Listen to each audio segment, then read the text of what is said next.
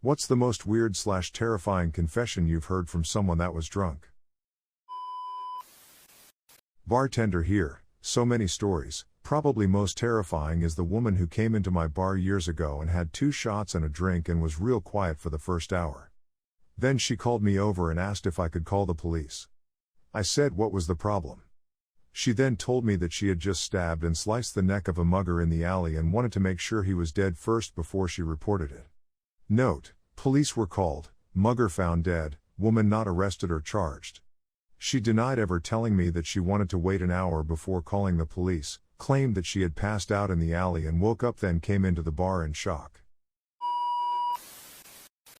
My friend drunkenly told me his mother molested him when he was a kid, and I am the only person who ever knows. Instantly understood why sometimes he doesn't want to be at home alone with his mom at times. That they steal money from passed out drunk hookups. That's the last time this person came to hang out at my place. My ex-boyfriend told me one night, he moved here from Vietnam when he was 14, that his cousin is a gay prostitute and would fly to Hong Kong periodically to make bank. He'd slip something in his John's drink at the bar to make them go to sleep just before heading to the hotel room. They'd get to the hotel room, John would end up falling asleep, he'd empty out the wallet and take off. My friend through 20 years broke down in the middle of a bar and told me, a guy from our high school class raped her at a party in 10th grade, and none of us heard her cry from the room upstairs. This happened to me once. By 3 to 5 dudes at once. Still haven't told anyone. I'm too scared not to be believed. I think it's my scariest memory. It still gives me panic attacks if I think of it and don't immediately distract myself with different thoughts/actions. I'm so sorry you had that experience. I believed her right away. She wasn't a liar. I'll never understand how she could show up in school Monday morning and pretend everything was as always. Looking back, I remember her being late that morning, and she couldn't keep eye contact with people, but 16-year-old me didn't connect such heavy dots, until she told me years later. Once, a dude wearing a Tigger costume walked into a Halloween house party I was in. It was like 4 a.m., so we were all already smashed. He sat on my lap and tried to convince me that I am a trans guy, omni, and should transition and date him. Then he told me in detail how he violently hates his mom and exactly how he would like to murder and dismember her. He then also tried to convince me that I hate my mother, I do not, and I should kill her. When I said no, he yelled at me, left through the front door and threw himself down the stairs. He was fine. I work at a bar and our staff had a huge problem with heroin a couple years ago. It was to the point that management was regularly having to sweep the bathroom for needles. Anyway, one of the guys was a friend of mine and I thought he was an overall good guy despite his crippling addiction. One night we were having a few drinks after work and he got a little too drunk and admitted that a couple months prior he had bought stuff from someone he didn't know and didn't trust, so he called up a girl he'd used with before and told her he had stuff and could he come over. He let her go first and she immediately had a terrible reaction to whatever was in the drugs, seizing and oating in front of him. He left her house without notifying the police or trying to help. He ought himself a couple months after.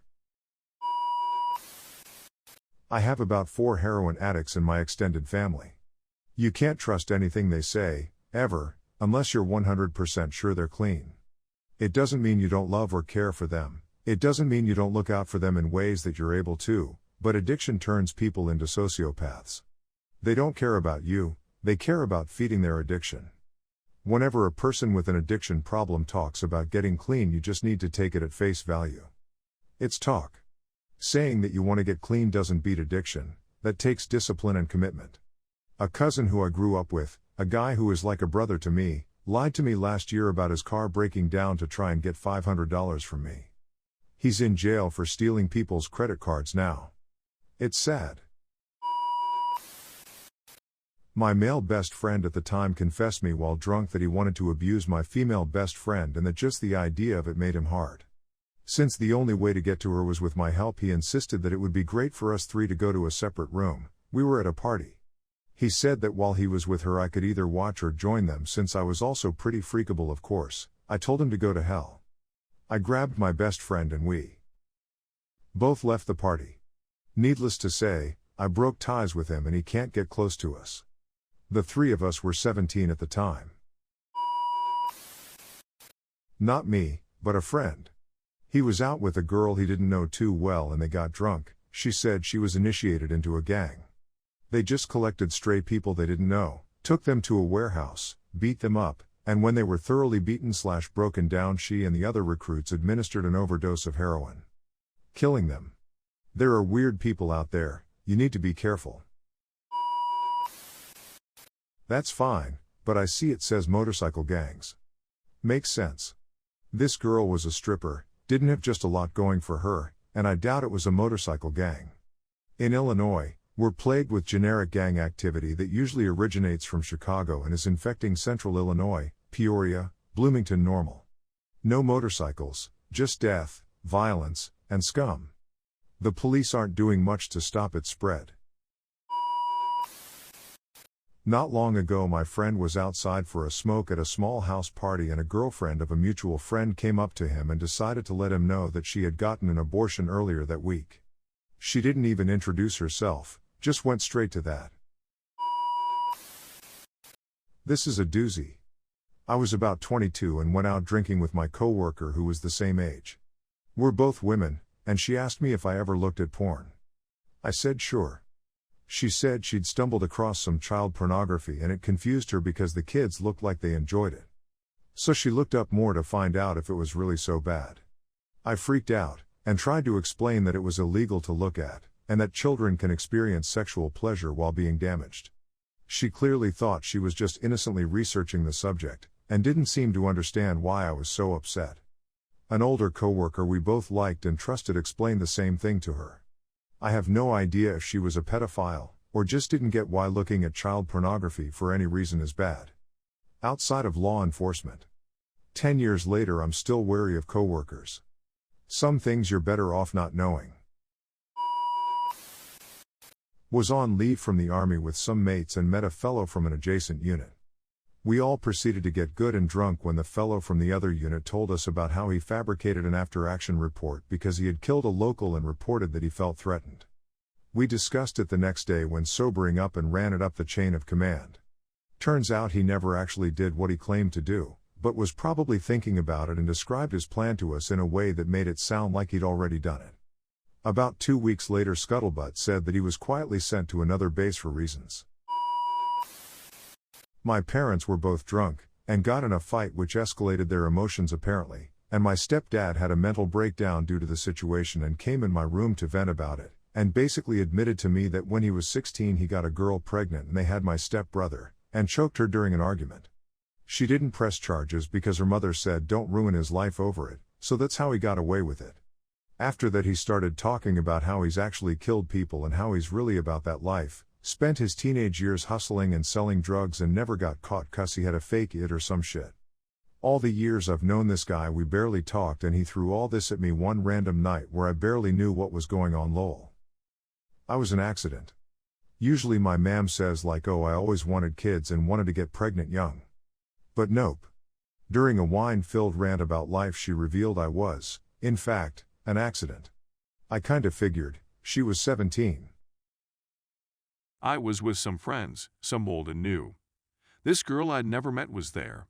Everybody was having a good time and everything was fine until this girl, Sarah, and I realized we knew some of the same people. We started talking about a guy, John, who was a really short, thin, and cute guy. She started going off about how absolutely gorgeous he was, because he was anorexic, which I hadn't known.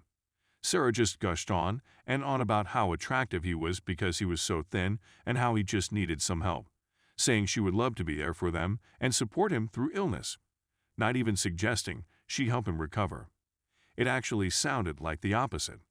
It was really sickening to hear, especially because I went to school with John and was in his English class. One day he threw up suddenly and had to leave class. It being middle school, people made fun of him. I don't think people knew.